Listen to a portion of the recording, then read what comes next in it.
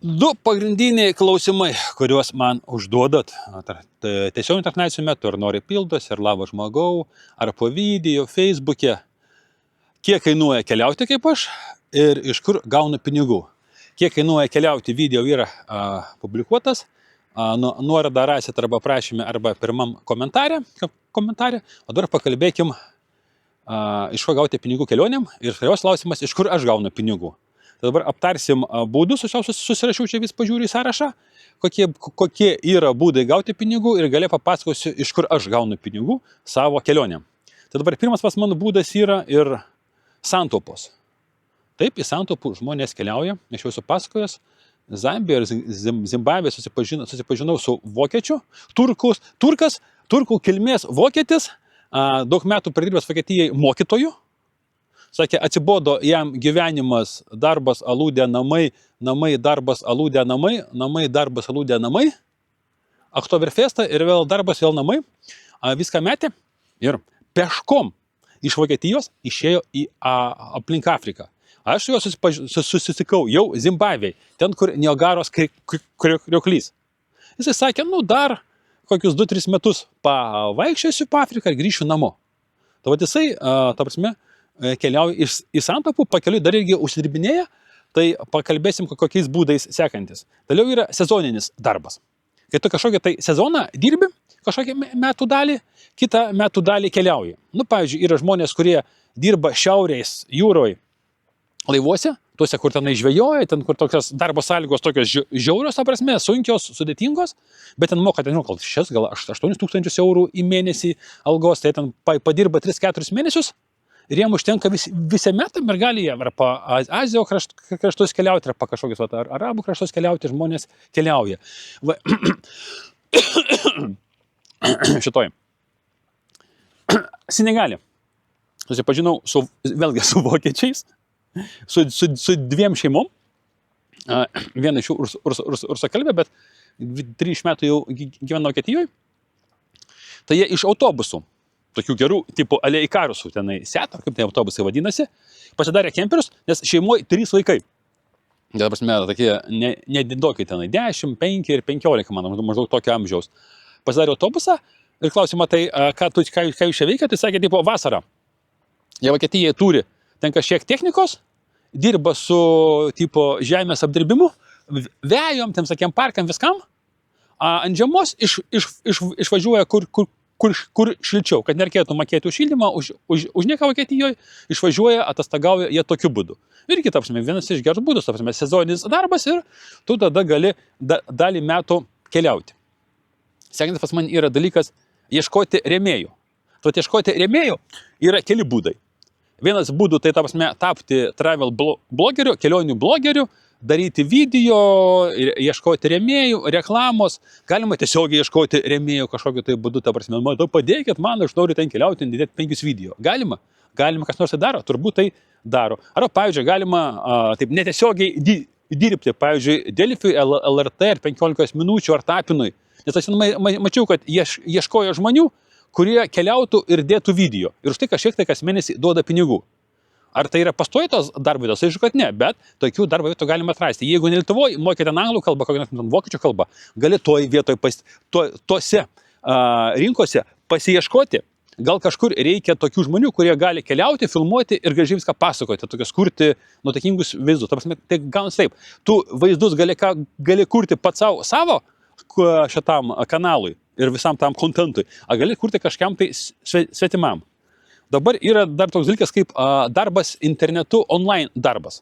Tai šitoje vietoje yra, tos mūsijos, tai čia yra ne užnisa biški, bet ką darysim, jų yra didelės begalės.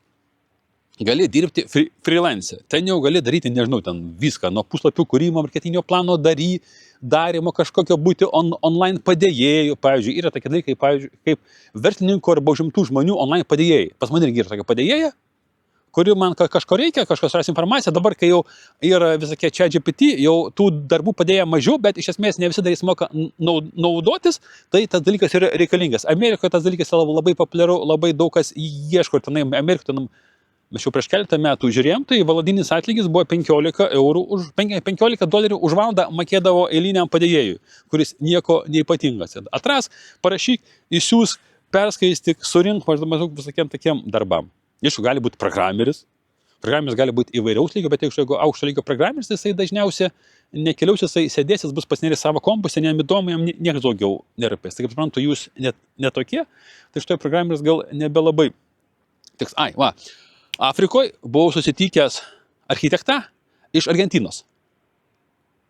Ta prasme, kemperis krūtas, naujas, ta prasme, visi varomi ratai, Mercedesas sprinteris, ant viršaus antena, ta prasme, šito Starlinko.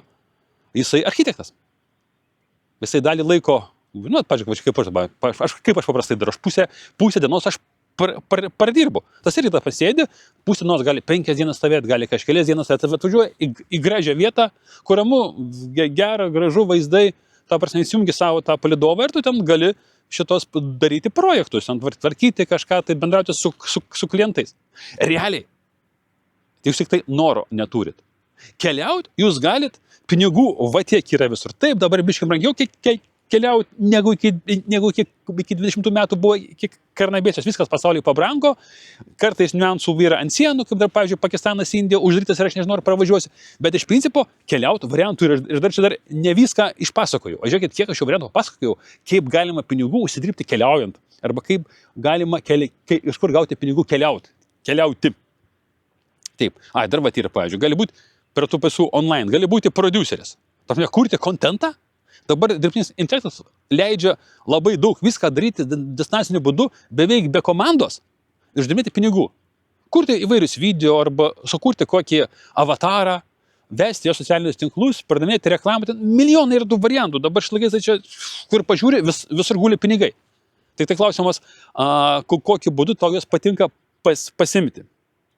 Tai yra, dar yra žmonės, kurie irgi buvo irgi Afrikos susipažinom. Vyras, man atrodo, iš Prancūzijos, moteris buvo iš Palestinos. Apsimė priniukas su mergaitė. Ant Etiopijos sienos susipažinom, tai jie pakeliui uždirbinėja pinigus. Ieško, kur būtų galima uždirbti pinigų. Pavyzdžiui, tas vokietis, kur eina peškom, tai jisai turi droną, turi gerą fotoaparatą, jisai fotografuoja ir tas nuotraukas pardavinėja.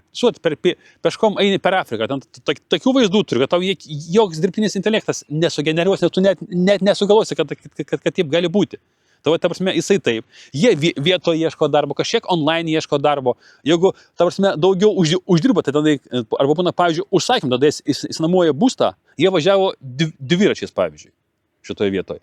Tai irgi, ta prasme, tada jie ten ilgiau pabūna, kol yra darbo. Kai darbas pasibaigia, pinigai ir tada jie daugiau keliauja. Tai variantų yra. Dar vienas yra iš variantų, čia gal ne visiems, turėti verslą ir mokėti jį valdyti distanciniu būdu. Kai tu neturi būti 100% neturi būti viduje versle ir neturi 100% kiekvienam darbuotojui pirštų kas rytą nurodyti, ką turi daryti. Tarp, kai turi būti arba tikras verslininkas, arba bent jau vadovas, kurio pavaldiniai nebežionės, kurio pavaldiniai yra savarankiški žmonės, mąstantys žmonės, žinantis savo funkcijas, žinantis bendrus įmonės tikslus ir link jų einantis. Ir tai kars nuo karto reikalingas tavo pavadovavimas, paklausimas ir kontrolė. Taip, dar yra vienas šitas. Susirasti turtingą žmoną arba vyrą. Ko ne variantas? Sako, yra tokių moterų, kurios ieško. Nemačiau, žinokit, moterų, kurios tik dėl pinigų kažką tai darytų. Neskaitant prostitučių, bet šitoje vietoje mes į tą neimam, kaip sako dėmen, bet kad moterims svarbu tik tai pinigai, nežinau, jeigu kažkas, žinot, tokių moterų, parodykit, aš šiek prašiau savo aplinkos, niekas nesugebėjo man parodyti moterų, kuriam rūpi tik pinigai.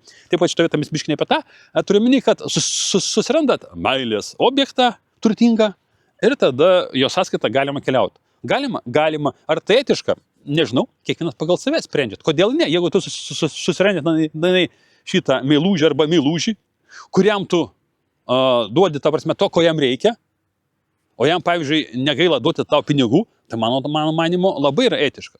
O to, pavyzdžiui, pas vieną pažįstamą Ukrainoje pažįsta šitą oligarką, pas kurį 15 moterų. Visas moteris visas išlaiko, ne su visomis miega, paskui atvažiuoja kartą į mėnesį, su kuriam nuvažiuoja pavakarieniauti. Čia iš tokios metafizinės pusės. Ir ta draugė pasiklausė, tai kam tau tiek moterų? Man jos visos neša laimę. Aš žinau, kad man kiekviena duoda energijos. Aš jam už tai, išlaikydamas balanso dėsnį, atsiskaitau finansais ir savo dėmesio, kiek galiu. Ar tai sąžininga? Manau labai. Kai jis nesąmonė išlaikyti, nešiau už pinigus, dar kažkas. Tai. Žiūrėkit, pasaulis yra spalvotas. Taip, kad normalu susirasti, ta prasme, žmoną arba vyrą, turtingesnę ir to sąskaitą gyventi. Jeigu abiem pusėm tai tenkina. Čia kaip sekse irgi. Nėra blogų dalykų, jeigu abi pusės tai tenkina. Jeigu viena iš pusių netenkina, čia yra blogai, čia jau yra išnaudojimas. Ir dar yra variantas susirasti turtingą pakeleivį. Kaip, pavyzdžiui, yra žmonės, kurie kaip ir norėtų keliauti, turi babkių, bet sako, ne, man čia kažkaip per sudėtinga, čia vienas bijau, davai, varau su tavim, tu viską organizuoji ir aš viską apmoku. Aš pažįstu tokių žmonių, kurie tam tikrus etapus keliauja su turtingai žmonėms. Ypatingai, kurie yra brangus etapai, ten reikia samdyti lėktuvus mašinai, nuskraidinti po 10 000 dolerių, turi turtingų verslininkų, kurie, ta prasme, jau sėmė, bet sako, davai, mėnesį ko nors varom, davai mums duok nors tokį action, kad jau užšaikęs viską organizuok, man pasakai, kur būt aerouoste, kapselkę pasiimti ir skrenda. Mėnesį aš ten su tavim tūsinuosi, po mėnesio aš atgal atskrendu, tu toliau vėl gali daryti, ką nori. Įmanoma, yra. Žiūrėkit, visą, ką aš pasakoju, viską pasakoju jums iš patirties. Tai nėra kažkokios tai mano seksualinės fantazijos, kas sakau, čia dar paprašiau Chato GPT prigeneruok. Jau čia jeigu paprašyčiau Chato GPT, kad prigeneruotų, kaip būtų galima uždirbti pinigų kelionėm, tai čia mano vidžet užsitęstų darbą kokias 3-4 kartus būtų ilgesnis. Dabar, bandinės jau tie, kas tikrai nori atkeliauti arba labai įdomu apie mane, iš kur aš gaunu pinigų. Mano uždarbio šaltinis tai yra žmonių baimės, žmonių norai, žmonių fobijos, žmonių šitie blogi įpročiai, arba tie tokie ne patys geriausi įpročiai, žmonės nori jų atsikratyti. Žmonėm aš padedu žmonėm tai padaryti. Yra įvairių instrumentų, pagrindinė visas mano darbas yra online. Šitoje vietoje kartais reikia susitikti gyvais, dėl to aš kartais ir grįžtu į Lietuvą, kartais nuvažiuoju į kitas šalis, jūs labai mylimas šitoje vietoje ir labai dėmesį pritrankios video. Vienas, pavyzdžiui, iš mano instrumentų yra tokios metaforinės kortos. Tai yra nuostabus. Šiaip tarp kitko šitą visą dalyką pripažįsta ir tradicinė psichologija. Tai yra art terapija.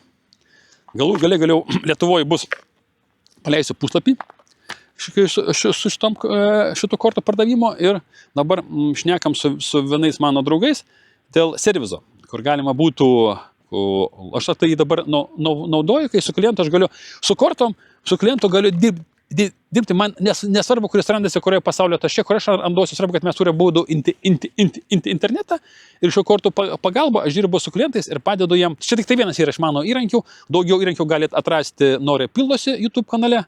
Ten yra, kas čia pas man atėjo, svečių pas man atėjo. Geras. Vot kaip būna, kiek čia jų vaikšto per dykumą. Ten dar matosi, ne? Nesimato.